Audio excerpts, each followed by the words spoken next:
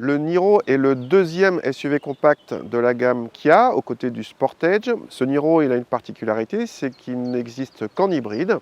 Alors, il est sorti en hybride simple et fin 2017 est sortie la version hybride rechargeable. Un SUV compact hybride rechargeable, il n'y en a pas 36 pour le moment sur le marché, il n'y en a que deux, l'autre étant la Countryman SE, beaucoup plus puissante. La Mini Countryman SE dépasse en effet les 200 chevaux, alors que celui-ci annonce 141 chevaux cumulés.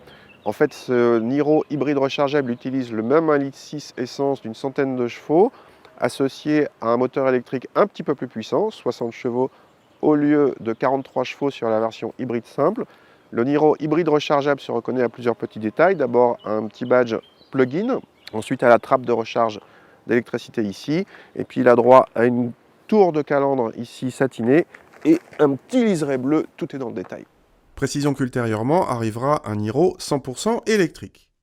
À l'intérieur, ce Niro présente correctement avec des plastiques moussés sur la partie supérieure, mais l'ambiance est sans fioriture. On apprécie sur cette version haut de gamme l'équipement très complet, y compris avec des sièges avant ventilés. Des touches permettent de choisir de rouler à l'électricité seule ou en mode hybride. Le combiné d'instruments peut afficher le flux d'énergie, classique sur les hybrides, ou l'autonomie restante en mode électrique. À l'arrière, l'habitabilité permet d'accueillir correctement deux adultes sans problème. En revanche, le coffre rogné par les batteries est encore plus petit que sur le Niro hybride simple et dépasse à peine les 300 décimètres cubes. Il est moins grand selon nos mesures que celui d'une Clio. Ce Kia Niro hybride rechargeable, grâce au moteur électrique un petit peu plus puissant que sur l'hybride tout court, accélère un petit peu plus fort. On gagne une petite seconde pour passer de 0 à 100, alors qu'il est plus lourd.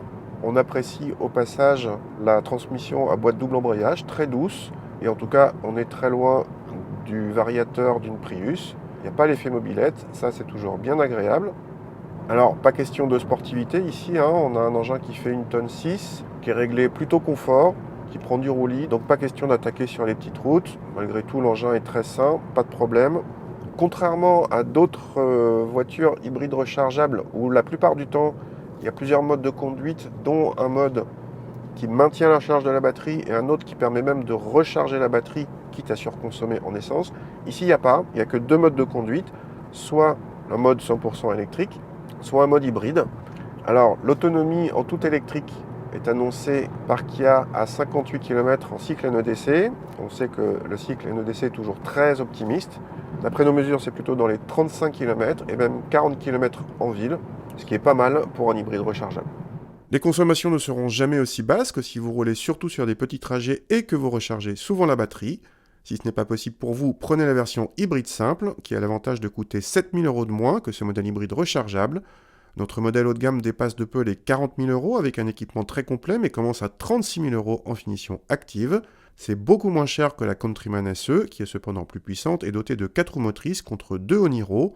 Ce dernier bénéficie en revanche, comme toutes les Kia, de la garantie 7 ans, particulièrement appréciable et rassurante avec la technologie un peu usine à gaz des hybrides rechargeables.